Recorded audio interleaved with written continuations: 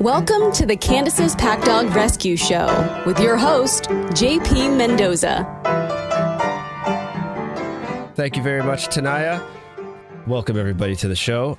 I'm really hyped up right now because I actually have a few announcements to make. So first things first, I just released a YouTube video. This is something I've been working on for the last few months. So last summer, my wife and I were just hanging out in the back deck pool area, and we had been in this house maybe a couple weeks, and our dog, Candace, is not used to Florida living. She's never, as far as we know, she's never seen a lizard before. So she's out there hanging out with us, and she sees something at the back lanai, and it's a lizard. And my wife says, "Oh, this something doesn't feel right about this. I'm gonna start recording because I have a feeling something crazy is gonna happen." And as usual, her instincts were right. She caught the very moment that this lizard jumped out at Candace's face, scared the crap out of her, and she fell in the pool. So we thought this was the funniest thing that we might have ever caught on camera when it comes to Candace. And we were laughing about it for days. We were sending it to family and friends. Oh my God, look what happened to Candace. Took some funny pictures after with her all soaking wet. And a couple days goes by and I start to realize, you know what?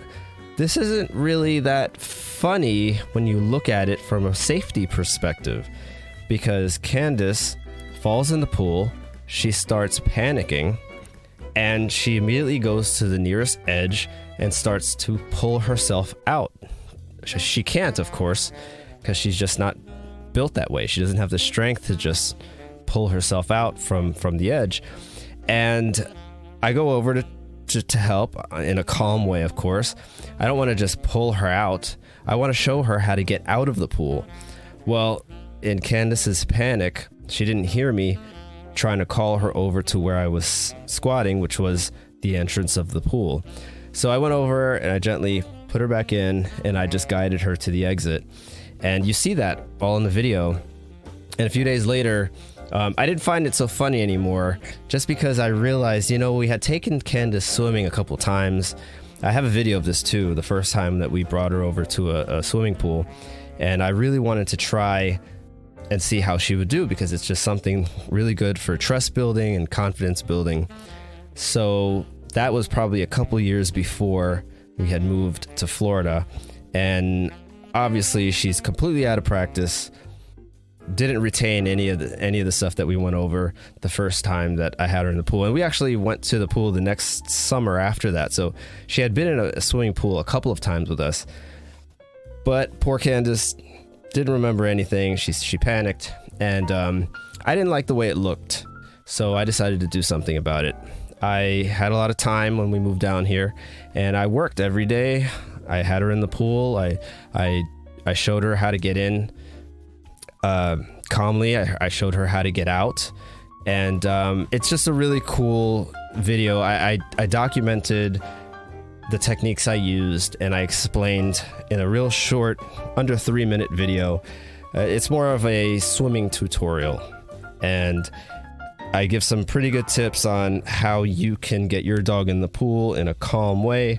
And even if your dog is afraid of the water, you can help your dog get over their fears. So I really hope you enjoy the video. It took a long while. I mean, I'm not going to get into the full story behind the production side of it, but I did everything myself. I added a bunch of music, ended up not being able to use the music because of copyrights. So I met the right people at the right time, right person, I should say. And he offered up his services, and he gave me a bunch of beautifully crafted, original, composed music. And he provides, not only him, but him and his team, he provides music that I was able to use and put on YouTube. So I also wanted to take this time to thank Sanjay, Garcia, Pamaar, Andrea, Celeste, Salazar. I hope that's Andrea, not Andrea. but I'll say it both ways. Andrea, Celeste, Salazar, Silvio Buchmeier, I hope I said your name right, Alex, Antoine, Wakim, and Evan Maltz. They are professional musicians, professional composer. I met Sanjay, and I couldn't thank them enough for their generosity. They completely donated their professional talents and allowed me to use and make the video more compelling with their music. So again, guys, thank you very much for your contribution. I really appreciate it. And you can also see their names at the end credits of the video. You can catch the video on our YouTube channel. I believe searching Candace's Pack Dog Rescue will bring it up. If you can't find it, or if you want to go through my Instagram page, it's at Candace's Pack Dog Rescue, and in the bio, there's a link directly to our YouTube channel. So I put the call out there last week for more feedback, and I'm so happy some of you have answered the call. And I'm going to share some of that feedback with you right now. This first message comes from Miko the Shiba Inu on Instagram. This person says, "Hi JP, just finished listening to your podcast with Gons. I really enjoyed it. Gons is our trainer virtually, so it was fun getting a bit of history of how Gons got into training, and from that, learning about the dog training industry and the different approaches within the dog training world. Also, I think you were a great host. You guided the conversation very well. Really easy listening. Looking forward to more podcasts." Well, Miko the Shiba Inu, thank you so much for listening, and thank you for sending me this comment. These are the kind of comments that let me know that I'm headed in the right direction. And I really appreciate it. Thank you. I also got a story mention from Michelle at Say It Once Dog Training. She posted a video of her and her dog, Hilder, listening to the interview, I believe, with Gons. And it was actually really cool. It's almost a little surreal to hear something that I did as a project in the background of someone else's video somewhere else in the country. So thank you very much for that, Michelle. I really appreciate it. Everybody out there, feel free to share your stories and show me how you're listening to the episodes. That would be really, really cool. And _Nashpack on Instagram says, "This is amazing. At Candace's Pack Dog Rescue is releasing a series of podcasts. So, I was on it when I saw some of my favorite people had joined them. Go check it out. This one was with Gons from Okami Canine, and then there is a few more. Another great one was with Yo Adrian Dog Training, and that's the bonus episode that I did with Renee from Yo Adrian Dog Training. It was his Instagram Live, and I just turned it into a 2-part bonus episode. So if you haven't checked that out, go ahead and do so. From the bottom of my heart, I really do appreciate the feedback. So again, thank you. All right, the interview of the week is with Abeer Shofani from No Bones About It Pet Care out of Los Angeles. I met Abeer at the Lucas Agnew workshop last year, and I'm really glad I did. She's a really cool lady, and I didn't get a chance to get to know her too well at the workshop. So I'm glad she said yes to my interview request. I got to know her a little bit more during the interview, and she's just a really awesome person. So thank you again, Abeer, for doing this for me. And today is her birthday, so please let her know that you heard her on the Candace's Pack Dog Rescue Show and wish her a happy birthday. Please welcome Abeer Shofani. Abeer Shofani from No Bones About It Pet Care out of Los Angeles. How you doing, Abeer? I'm great. Thank you for having me, JP. I'm really excited to be here today. I'm so happy that you agreed to do this. You have no idea how appreciative I am. Right off the top, Abeer, when I was researching you a little bit because I like to come prepared for these things. Yeah. Good. What'd you find? I'm not running an amateur shop here, Abeer. No. There's a couple things that I found right off the bat that we had in common. Okay. First of all, we both have unique names. Mm-hmm. I don't know if you know this, but JP stands for Jean-Pierre. I did not know that. Yeah, and the Jean part is spelled Jean. And I was tortured growing up because I was always called Jean, or Right. like a substitute teacher who didn't know me would just see like the Jean P and then my last name, and then they would just call out Jean. And of course, Jean's a girl's name, so I got laughed at a lot, but it's okay. Yeah. Oh, my name, I know I've heard it all as far as my name, so I empathize with you. Yeah. When I was in middle school, it was weird. It was like I had two friends and we kind of gravitated towards each other because we all had weird, unique names.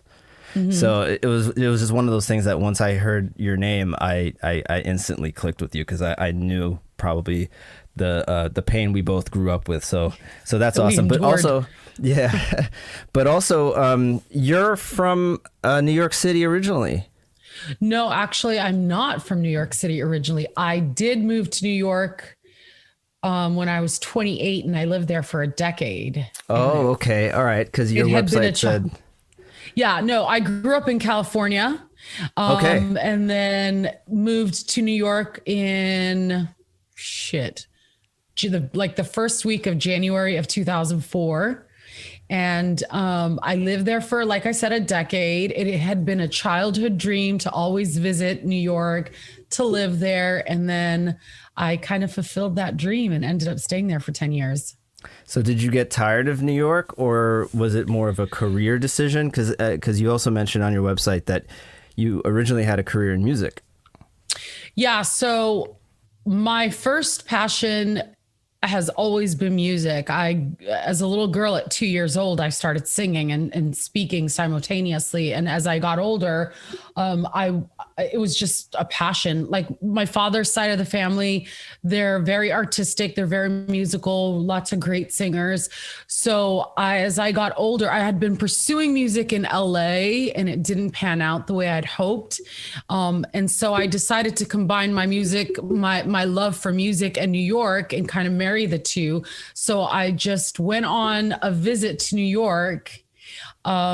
The fall of 2003, was there for a week, came back, packed up all my stuff, and ended up moving 2 months later and pursuing my music there. So I wanted to be this huge, famous, like singer songwriter, and that didn't happen the way I'd hoped, but that's just the way the cookie crumbles. Sure. I mean, who knows? Maybe if you had made it big, you wouldn't be able to help as many dogs as you help today. Well, whatever the cause of why it didn't work out, I'm grateful for it. I don't regret one single moment, good, bad, ugly. New York was an absolute life-changing and amazing time. It was so wonderful. Do you miss it at all? I miss... LA is a great city in its own right, but New York just has something dynamic and special. There's just an energy that is, you can't find it anywhere else in the US. I'm not, in my opinion, and it's not to diss any other state. It's just special. There's arts. There's fashion. People are walking all around. So you're constantly interacting. It's a very fast-paced city. It will eat you alive and then swallow you up and spit you out. I mean, you can't be thin-skinned. You have to be thick-skinned to live in New York, and no one's waiting on you there. So I love that. It pushes you. And so I do miss that. Yeah. So I'm born and raised in New York. I lived in New Jersey for a few years. Whereabouts? Moved to Bergen County, New Jersey. In fact, I went to high school there. I could name the town. I wonder if you have ever heard of it. I went to Hasbrook Heights High School. I have not. Yeah. But I've heard of Bergen County. Yeah. Well, in my 20s, I decided I had enough of the Northeast winters. So I just packed up most of my stuff, which was not a lot at the time, when you're 20 something. And I moved to Tampa, and that's where I met my wife. My wife ended up having us go back to New York because she got into medical school there.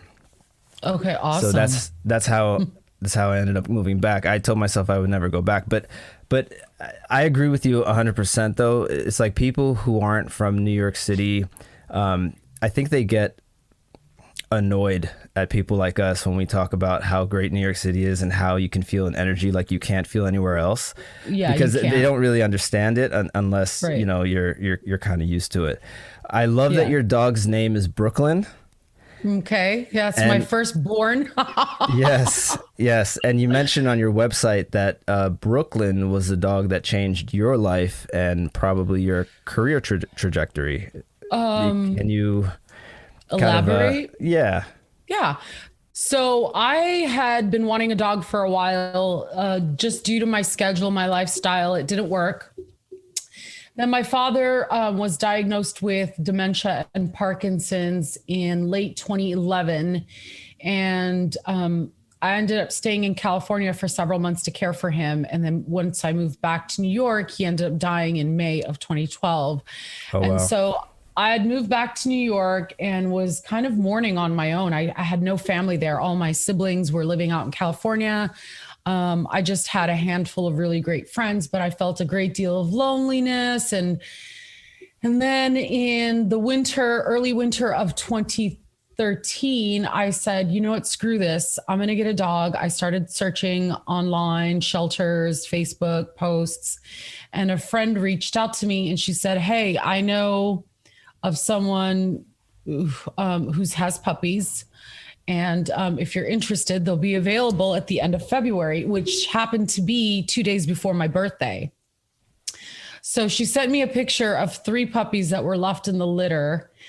This was not a breeder. This was an accidental pregnancy, if you will. Sure. And so Brooklyn was one of the 3 puppies, and he was like this little, tan milk chocolate colored puppers. And his brothers were both, I think they were black, if I remember. They had black fur. And I instantly saw the picture. I was like, I want that guy. And they said, okay, well, you can come pick him up at the end of February. I went to pick him up, and I remember it was him and his 2 brothers. And I was going to decide then and there if I wanted him. So I sat him and his brothers on the living room floor, and I walked across the living room. And as much as I could muster up excitement, I called them over, and his 2 brothers came charging over, and he just sat there and looked at me, and I was like, I want that guy. And I took him home, and I named him Brooklyn because I was living in Brooklyn at the time. And I was like, how befitting. So that's how I got Brooklyn. And he turned out to be, honestly, the most amazing dog. I really thought every dog was like Brooklyn. I was so naive. So if I understand correctly, you had, so there were 3 puppies that you called over. Brooklyn was and his the 2 one litter mates. Okay, so Brooklyn was the one that just sat there and did not come over to you. Did not. He did not get excited. He sat politely. He looked at me, and then I knew instantly he was the one I saw in the picture, and he was the one I took home that day. All right. Can I just say how amazed I am at your natural instincts to do that? Because so many people would just do the opposite. I mean, how many times have you heard the story where a puppy goes into someone's purse and pulls out their checkbook and, oh my God, I didn't choose him, he chose me. Right. It's I've never had a puppy, so I don't know what I guess I'll never know what it's like to choose a puppy without having any kind of dog knowledge, right? Because I've never had one. We had a puppy growing up as a family, but that's not really the same. It's my mom making the decisions, things like that. Right. But I find it incredible that you are able to kind of instinctually say, I don't want the excitement of the natural excitement that comes with a puppy that's gonna jump all over me as soon as I call its name. I think that's awesome. I just Well, I wanted to compliment appreciate you. that. No, honestly, I've told this story so many times to people, and no one ever identifies that. And when you think about it, I guess you're right, because not to toot my own horn, I'm not saying that, because I actually know other people who have picked calm puppies to bring home. And the thing is, I wasn't even in the dog training industry then. This was 8 years ago. I've been doing dog training for six and a half years. Yeah. So I guess I went off my instinct, and I just loved that he remained calm. One thing that I was considering, though, when I was going to bring him home, was I knew that he was a combination of 3 breeds, and he was a combination of 3 of those breeds were 2 very dominant breeds, Pit Bull and Rottweiler. The third is a Husky. So his mom was a red-nosed Pit Bull. That's quite the mix. I know, who I actually met the mom, and I remember meeting her, and she was very calm.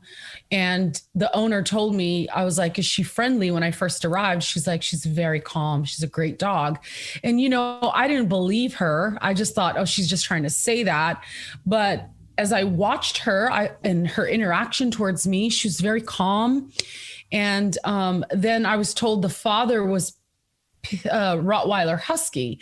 So I knew eventually at some point I was going to move back to California, and I had young nieces and nephews. And it was very important to me that I raise a well-balanced, healthy, well-behaved puppy, not realizing that that's ultimately what we all want, even with what trainers would say. I just thought about the safety of my nieces and nephews. And so I did a lot of research. I did the Cesar Millan thing. Sure. I looked up, who didn't, especially back then. He was extremely popular. In 2013, he was kind of like at the height of his career, I think. I did a lot of research, and I practiced a lot of that protocol. And I just think this dog was just naturally born, honestly, amazing. He's really a great dog. I got him at 6 weeks old. He was really young. Wow. I find that incredible, because you weren't even considering a career in dog training. So it's not like you were like, I got to make sure I raise this puppy correctly because this dog might make me look bad as a dog trainer. It actually came from a natural source, a natural place. Yeah. I mean, I think one of the things that happens when you get into this industry, the dog training and dog behavior industry, is that you start to realize all the things that can go wrong. So you constantly have your guard up, and you're constantly, I don't want to say anticipating worst case scenario, but it's there. It's in your mind. When I got this dog as an everyday civilian, if you will, whatever, dog owner, I never, ever thought about shit like that. By the time Brooklyn was 3.5 months old, he was fully vaccinated, and he was already doing off leash with me. We used to go to Prospect Park. You're familiar with Prospect Park in Brooklyn? Sure.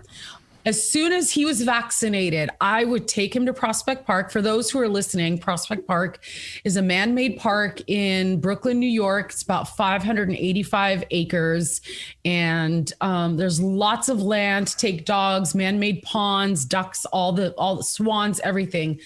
I took him, and I was so excited. I was like, yes, because I took that responsibility very seriously. And he was playing with older and bigger dogs, pit bulls, breeds that now people be like, I would never let my puppy, some people are fearful. I never worried.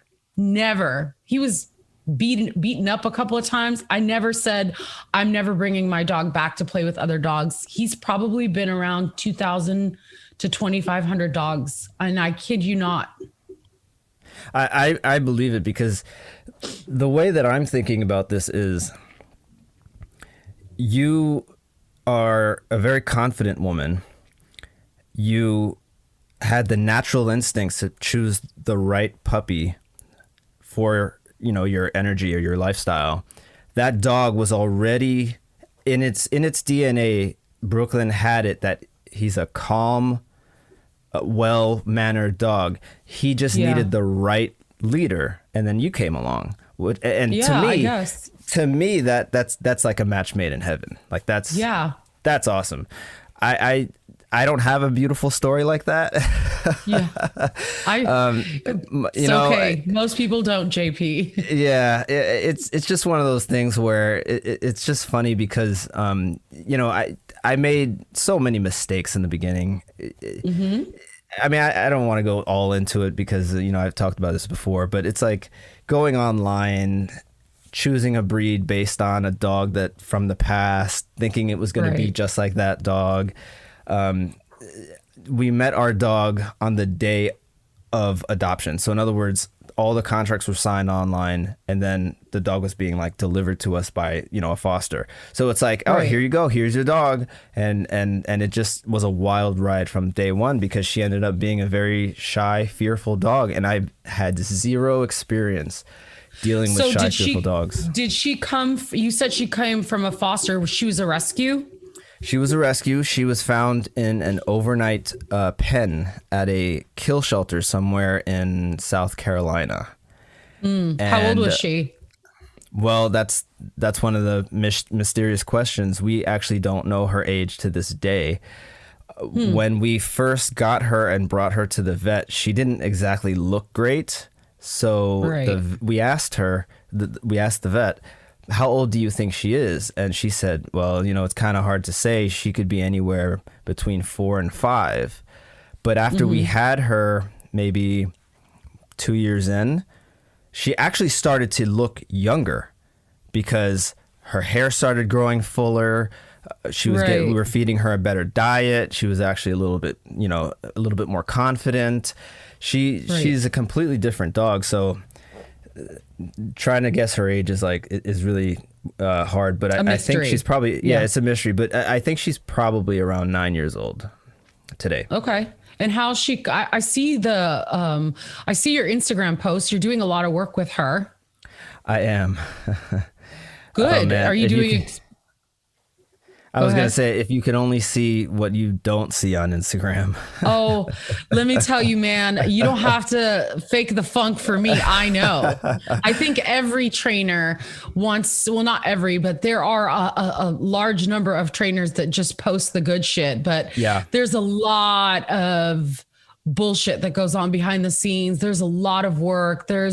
We get frustrated too. I think people have these expectations of us, or maybe it's our fault because we put out this content that presents, you know, this, oh, look at, I got these dogs to do this, but it takes so much work and the safety involved and the repetition and the consistency and the mistakes. So. Yes. You know, I have a lot of plans for the rescue and for my social media that's tied to the rescue. But one of my plans is to actually show the struggle. I want to show what it's like when you first bring home a fearful dog from when you first take them out of that shelter environment, and now they're trying to figure things out, and they don't know who you are, they don't know who anybody is, they don't know that I'm trying to save this dog's life. So it's just one of those things where, you know, you need the volunteers and the kind of people who know what they're doing with the cameras and things like that. Yeah, because the reality is that dogs who come from shelters and rescues have a history. Not that we should live in that history, but it's important for people to see the beginning, middle, and end. Although there is never an end to training, it's ongoing and constant.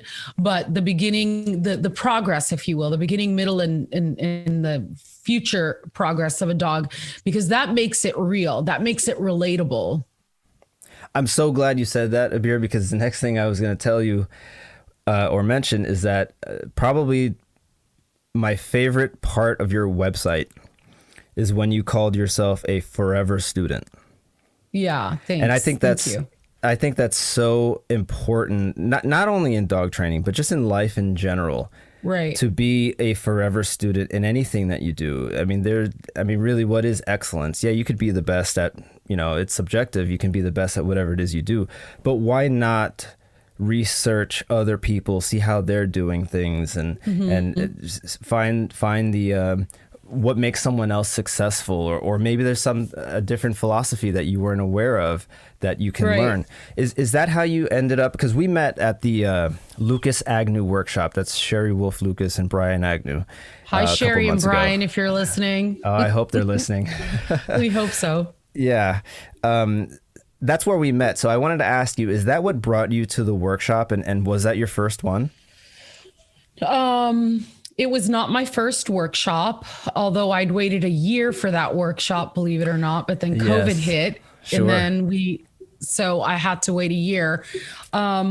Is your question what led me to take the workshop, or is your question? Yes. Okay. Yeah, it's what led you to take the workshop, because the reason why I ask is because there's so many people we can learn from, right? And you know, Sherry and Brian, they're not the only ones giving workshops. So something led you to them, and something made you click that purchase button online to actually make the reservation. So why them, and you know, why did you feel that, you know, that workshop would be a good one for you? So like you said, I did write up in my website that I'm a forever student. I would be, can I curse on this show or no? Am I not allowed to? I'll try to make this a family show, but yeah, you can do you. No, I'll be respectful, because I have a sailor's mouth, and I want to be respectful. I'm glad I asked. Generally, I don't shoot off. So I just didn't want to be sucked into thinking that I knew everything, and I don't know everything, and I have so much to learn. And I believe, regardless of what line of work you're in, or even in your day-to-day, whether it's work related or personal or romantic or whatever, we all have to keep learning. That's really important. But so my first workshop was with Nelson Hodges. Nelson Hodges is a trainer. A dog trainer and behaviorist. He's been doing dog training for over 40 years. He's based out in Texas. Okay. He's worked, Sherry knows Nelson. They're friends. He is a very, one of the most amazing human beings I've ever met. Very knowledgeable, but not just on dogs. This man, he's like this guy that knows about everything.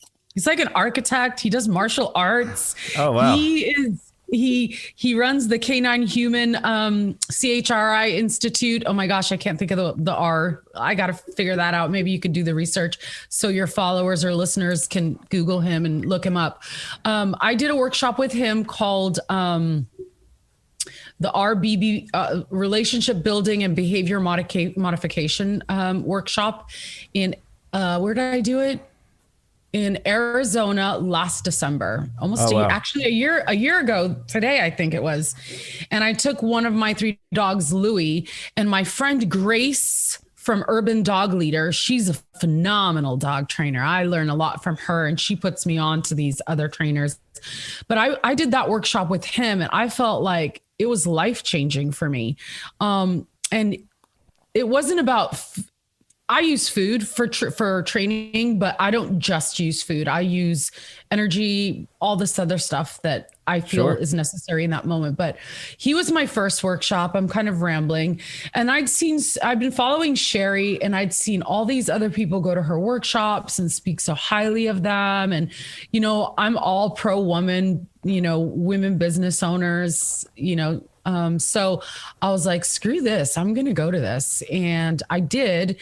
And I loved it because you're constantly learning, and not just are you learning, but the things that you're doing are validated in watching these professionals who've been doing this for over 20 some odd years. You're like, oh, good, I'm on the right track. I'm doing that too. And then you pick up other techniques from different trainers at these seminars and workshops, and you see dogs evolve in a matter of 3 days and shift. And you're like, holy cow, like that's incredible. It just goes to show you that consistency and patience can really get you going on the right foot, just that jump start.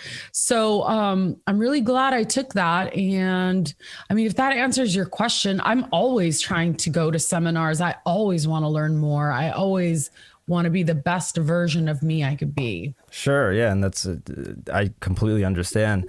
The reason why I ask is because, this was my first workshop, and How did you like it? I loved it. It completely changed my outlook on.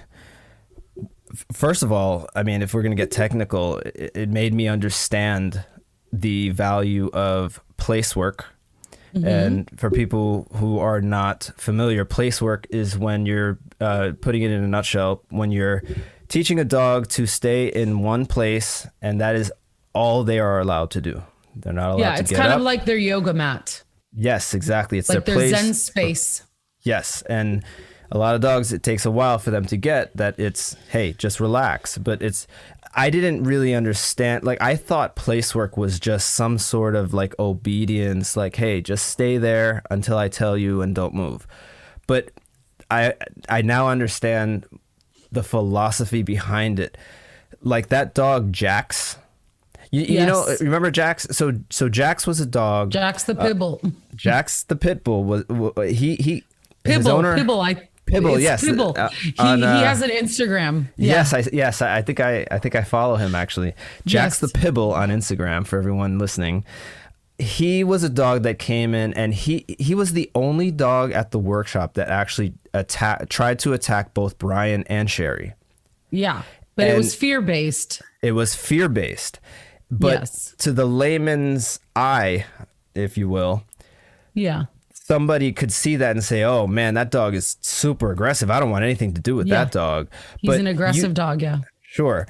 And Pitbull, to make it worse, you know, it's just kind of perpetuating that image of aggressive Pitbull. But anyways, he was a fearful dog. Brian had him on one day. He's trying to go after Brian like the whole 20 minutes. Yeah. The second day, Sherry brings out the place board. And he keeps going after Sherry, but all Sherry's doing is keeping him on the place board.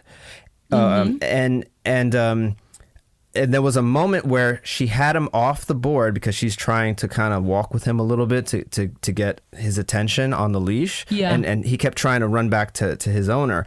But once he saw that place board there, he ran to it and then laid down. Do you remember that? Yeah, that became his safe space. Exactly. And that's the moment where it clicked for me. Like, oh my, like it was shocking because like seeing it live where a fearful dog just wants this woman to stop messing with him. Right. Runs to the place board, doesn't try to run under, behind a tree or under a desk or anything like that. Just runs to the board where Sherry was telling him, "Hey, I just want you on this board, and we can just relax." And I thought that was amazing. Yeah. So what happens to a dog? Okay, so in Jax's case, Jax had I don't know all the updates right now, but he had an unhealthy attachment to his humans. Yes. No fault of their own. They did attend the workshop in hopes of helping him, and they gained a plethora of insane information and knowledge that I think they took home and implemented. So he had an unhealthy attachment to his humans. He had a lot of fear-based issues.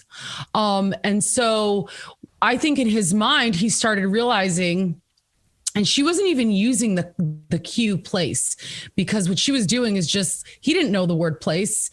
He was trying to escape the fear. He couldn't get to his owner. Right. So the next best thing he realized, which it clicked for him, is what we were witnessing, is that when I go here, she doesn't bother me. Right.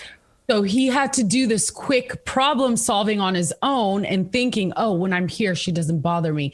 The other thing that is really important for people to understand when it comes to, specifically Jax, is this fear-based attempt to bite. It's not that he's trying to maul. It wasn't that he was trying to maul and kill Brian and Sherry. He wasn't that committed to the bite. He was just trying to say, leave me the F alone. Please leave me alone.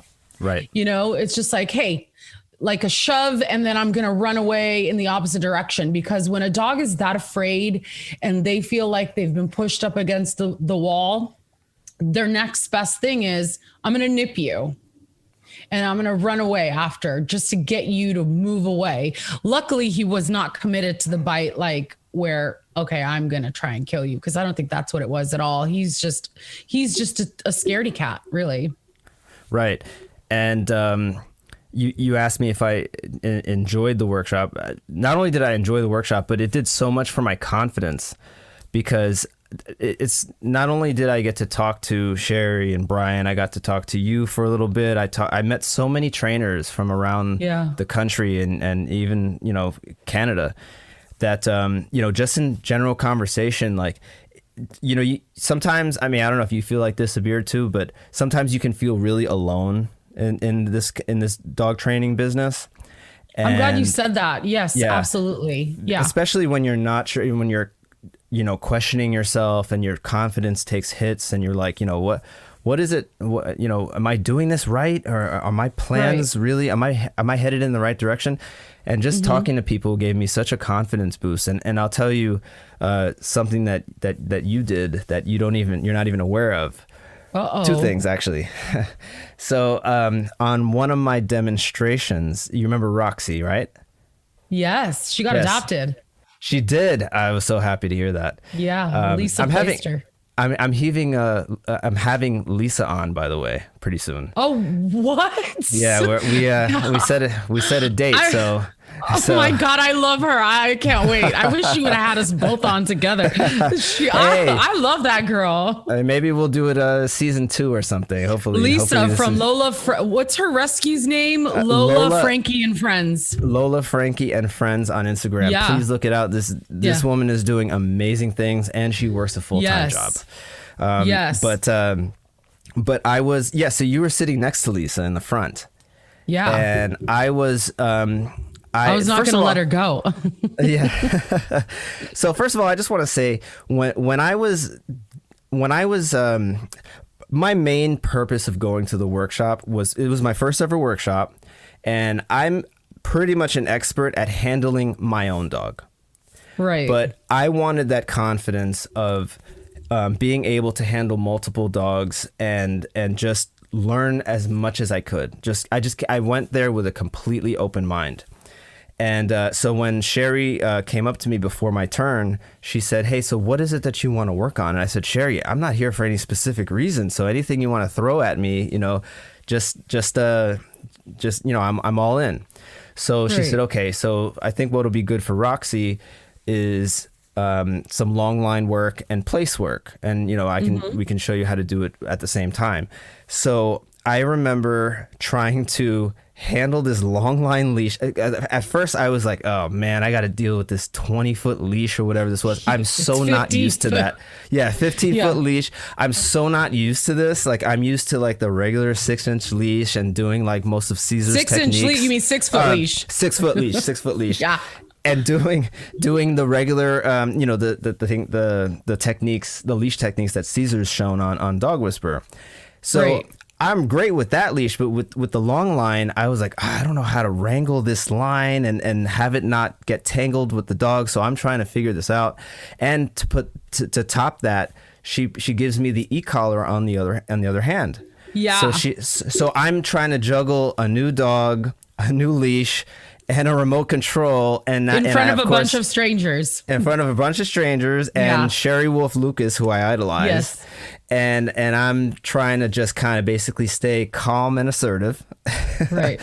and I just wanted to be open for anything and just have fun with it, right? So that's a good remember attitude. Yeah, so I remember there was at one point, I think it was Brian and I, or it was either Brian or Sherry, but we were trying to figure out Roxy's working level, because I had no desire. Like, I already had, you know, preconceived notions about the e-collar. I've never used one. Right. I never wanted to use one on our dog. I didn't think it would be appropriate, but I was open to learning it. I wanted to know how Sherry uses it and why they advocate for it. So I said, okay, great. So we're trying to find our working level, and I remember you said something. It was like a suggestion or something, but in your suggestion, you referred to me as a trainer. And in my head, I immediately kind of objected. I was like, wait, no, I'm not a trainer. Like, do all these people think that I'm like some sort of professional? Like, I don't really want to bring that attention. Yeah, that attention. So so that was the first time that I kind of heard myself referred to as a trainer, like in public like that.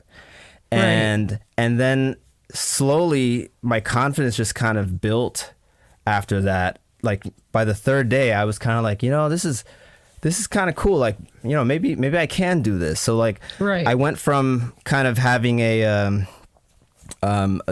shaky confidence when I got there to feeling way better about myself towards the end. So that was the first thing you did. I don't know if you remember that. It's kind of a tiny moment. Tiny moment for you, but a pretty big one for me. But you never know how you are affecting people. And I am happy to know that I affected you positively.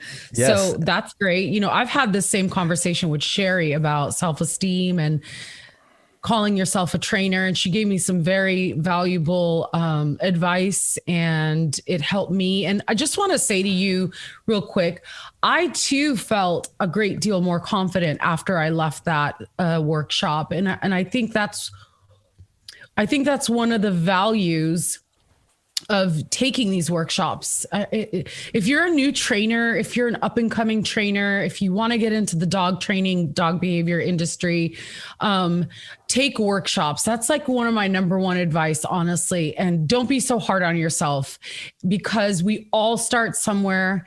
And as much as we hate to admit it, we all make mistakes. We're all learning. Even the best of the best have made mistakes in the beginning of their careers.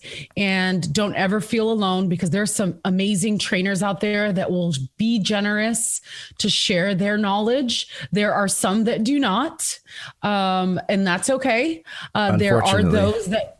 Yeah, but you get that everywhere you go in any line of work. So it doesn't matter. And that shouldn't be your focus. Your focus is, attracting like-minded people who you can learn from, teach one another. That's Brooklyn shaking. That's really key. So don't be discouraged. There is help.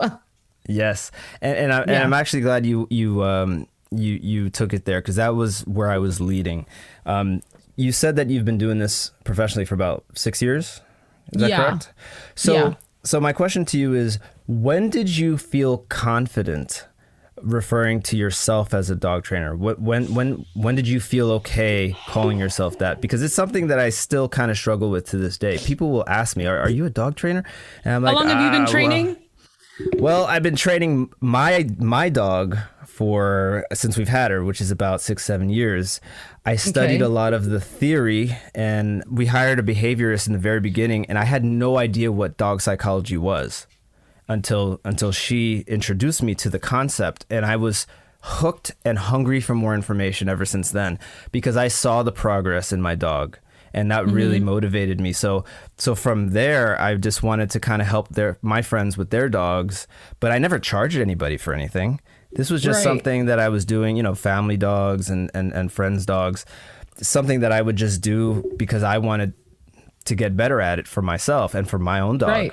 But then when I came up with the rescue idea, I said, you know what? I really need to expose myself to more dogs, because I'm going to be getting new dogs all the time. And as you heard from my first episode, I want to have that pack that can be balanced so that they can ultimately help me with the new shelter dog that comes in when I adopt them out. The balanced ones out. So that's how I ended up at the workshop.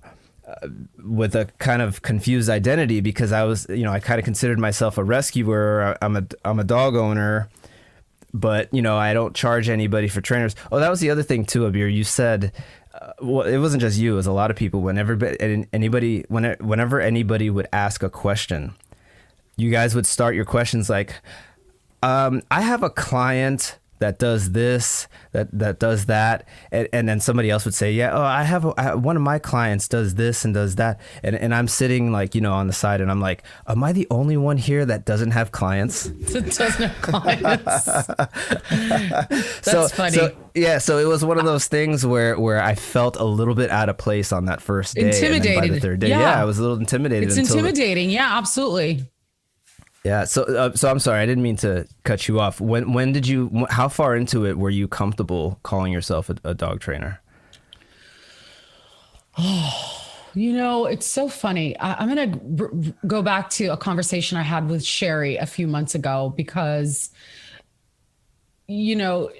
Sherry said something to me. She's like, if you're teaching clients, if you're teaching people how to manage a leash properly, or a few other things she said, then you're a trainer in my book. And I agree with that. There is, I don't want to say but or however, when it comes to myself, I have high expectations for myself. Sure. And so to call I don't even know how to answer this question. I mean, it's my profession. It's what I do. Yeah. I feel like in the last 2 to 3 years, I've really just kind of started getting into a groove where my knowledge is growing and my skill set. I mean, there's still some dogs I wouldn't take on. Like I'm not going to take on any dogs that want to human aggression. I don't want to do that kind of stuff. Sure. It's not what I'm looking for. I agree. Same. Yeah, I'm not looking for the likes on my social media or the follows for that shit. I don't care. Yeah. It's too much of a liability in my opinion. And Agreed. and praise to those that do. I just want to kind of do something different. Or I just don't want to do that. Right. But right. I've lived with an aggressive dog and it's never something I ever want to experience again. It was awful. So, I guess, I don't know, JP, that's a great question. And it's sad that here I am, your interviewee, and I cannot answer it. But let me help you out a little bit, because another reason why I asked the question is because dog training is an unregulated business, right? So if people are looking for help for their dog and their own situation, it just makes me wonder sometimes how they chose who they chose. Well, just real quick to interrupt, all of my clients in the past 6 years have all been through word of mouth. That's awesome. I love that because I never believed that somebody needed like a master's degree in anything to be an expert. No, so that's kind of where I was getting at with this, is that if somebody puts in the time to learn and put in the work and the hands-on work, then you're qualified. You should be qualified. And I think word of mouth is the best way to go, because you're talking to people who that hopefully you can trust, and they are saying, hey, this person actually helped me with my dog. She knows what she's doing. It's not somebody saying, oh yeah, she got this master's degree from this place and she's certified by this company, so yeah, you should definitely go with her. You know what I mean? So I just kind of want to bring out that kind of attention. So it's interesting that you bring that up, because I have had several clients come to me who have worked with people who have degrees in dog behavior, and it just didn't work out for them. Yeah. And I have several clients who used a very well-known dog behaviorist and trainer in the South Bay area where I live. And none of them had anything good to say about this individual. I will never say who it is. It's not my place, but I'm just, and this person has literally been doing this for over 30 years, been voted best in the area, whatnot. And I didn't realize when I first met with these clients that they'd worked with this person until they told me their stories, if you will. And so it doesn't matter how long you've been doing something. It doesn't matter whether you have a degree. I'll tell you something. I'll tell you what I believe is really important in this industry. In addition to knowledge, because having knowledge is key, but instinct. Yes. You have to have a keen, sharp instinct. You have to be able to do multiple things at once. And if you have more than one dog, you have to be able to read everybody's body language use your body to communicate. You have to anticipate what's happening, what's about to happen. There's instinct is really important. You have to figure with a fearful dog, especially who I find the fearful, anxious dogs are probably one of the most difficult dogs to work with, because gaining their trust takes so much time in developing that. And it's such a slow process. If you don't have patience, it's not going to work, because I always say this, you cannot lie to a dog, and they will always know you're faking the funk. So instinct is so important. You really have to know, what does this dog need? Because this dog needs something different than the last dog. Sure.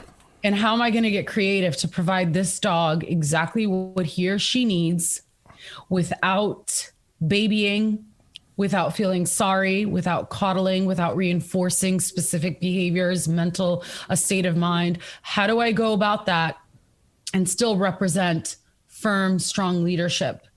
And so these are the things that I think about.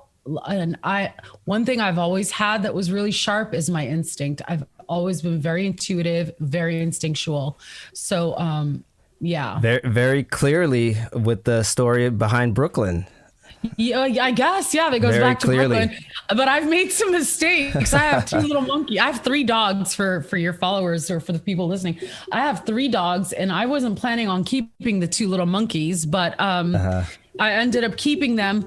But I kept them from an emotional state, realizing this now, because I had unfortunately I had rescued which at the time I didn't know, a very, very, very food aggressive dog, extremely food aggressive. It was a fight. And that's why when I say I thought every dog was like Brooklyn, I was quite a fool to believe that. But I want to switch gears to something a little bit more positive. Yeah. I see that you're doing such an amazing job, because I have seen a lot of your stuff on your Instagram. You're teaching obedience classes at Camp Runamut, and that's in Gardena, right? Yes, I am. I just finished my first one, our 6-week course on November 18th, I think it was. And I'm going to start up some new ones after the new year. Awesome, because that's most likely when this episode's going to air. Oh, perfect. Yeah. So that works great. But can I just say how impressed I was? Because normally when you see something that says obedience classes or an obedience course, you expect to read, a proper heel, leash walking, come, sit, stay. But your description of your class is so comprehensive, and you flat out mentioned dog psychology in it. I was super impressed because... thank you. Yeah, because to somebody who doesn't know anything about dogs, I think that's just so valuable, because a lot of times, somebody will go to PetSmart and they'll have their dog in that, obedience training class that lasts a few weeks, and then something happens with the dog later and they're like, oh, but I don't understand. I took him to PetSmart classes when he was a puppy. I got a lot of those people in my puppy obedience class. Exactly. Yeah. So I just thought that was really good. So if somebody wants to look that up and they're in the LA area, it's Camp Runamut, right? Camp Runamut in Gardena on 190th. I think it's Gardena or Torrance. Either one. They can always follow me at my Instagram, because once I know the schedule for the course, I put up a flyer. You can check it out there. It's really a life-changing, amazing course. I got a lot of positive feedback from the clients that came, and I've even had one of my own personal private clients that didn't do the class that came to visit one night. And he said, he's like, wow, your course is not an obedience course. I'm like, what do you mean? And he was like, well, I took an obedience course with Ollie, his puppy at the time, who did a board and train with me. And he's like, we just learned sit and down. This is really intensive. And I'm like, well, yeah, if you're going to understand how to develop and build a relationship with your dog, you need to understand what your dog is thinking and why they're doing what they're doing. And how to communicate. So I wanted to put in, what I did was my private session, what I do in my private sessions, I spread it over 6 weeks and then just kind of mixed in some additional stuff. I wanted to give people really great info on how to raise a healthy, well-balanced dog. I really did, because I didn't get that. I didn't get that when I had my dog, Kona. I applaud you for that, Abeer. Seriously. I love, by the way, I love the South Bay area. Come visit. I've been there a couple times, and I'm a little bit jealous because I love Hermosa Beach, Redondo Beach, Torrance. Yeah.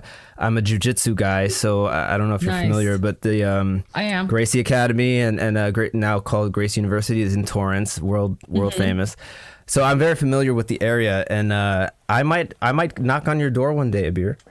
Yeah, come join me for some sessions or pack walks or something. And you just met my wife, so we might both have a brand new puppy in hand when we knock on your door. I don't know. Maybe that'll happen. I have no idea. Man, you should come to this house. This is a dog house. I've got crates and bowls and gates and toys and agility courses. I've got it all. So I would love to have you. Another thing real quick. You mentioned on your Instagram live with Ian Grant that you were doing some one-on-one work with Brian Agnew?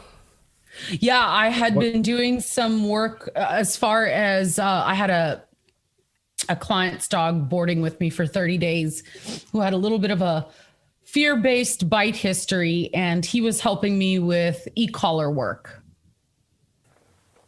Oh, okay.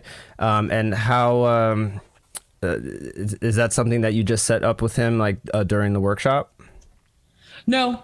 Brian lives close. He lives 10 minutes away from me. And I texted him and I'm like, Brian, I need you. He's like, okay, what do you charge? All right, let's do it. I love Brian. He is funny. Yeah, I love he him. is. He's a really funny guy. I admit 100%. And I actually said this to him when he cracked up when I said it. I said I was here for Sherry. I had no idea who this Brian guy was, and honestly, I was telling the truth because I've heard his name, but I've never seen any of his stuff or what he knows or anything. So that was another exciting thing for me, was to get to know Brian a little bit. I hope to have him on the show, so hopefully he's listening to this. Listen, I want to tell you something. I know you're starting at all this. This is all new for you, this podcast, and you feel like you're new into this industry. And I'm going to tell you something that a friend told me years ago when I was in the music industry, and I'll never forget it. And I say it to everybody: a closed mouth doesn't get fed. You have to ask for what you want, because I remember you asking me if it's okay if I mention about Ian, is it okay if I mention that Instagram conversation? Yeah, sure. Yeah. You asked me, hey, how did you get Ian to do an interview? And I was like, well, I just asked. And that's the same thing I did with Sherry. I just asked. I didn't care. The worst that they could say is no, I'm busy. And who gives a shit? Because honestly, a closed mouth doesn't get fed. You got to go after what you want. Yeah. And that's it. So Abeer, thank you so much for coming on. I have 3 questions I want to ask you, and you can answer them in sort of like a rapid fire kind of way. Okay. This is how I like to end my interviews. You may have actually already answered some of these questions, so bear with me on that. But is that okay? Are you ready? Yeah, I won't talk too much. Okay, what's the one thing you wish dog owners would understand? That your dog is not a toy. What's the one thing you wish dog trainers would understand?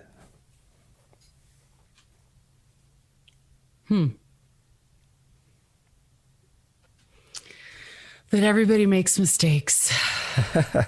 Touche. And last question is one of my favorite questions. You already mentioned a name before, but is there anyone you personally know in the dog world that deserves more recognition? Someone you think people should look up, Google, or perhaps I should have on the show as a guest? I mean, there's so many, JP. Honestly, there's so many. Tell me the one person that I can say, Abeer told me to contact you and invite you on my show.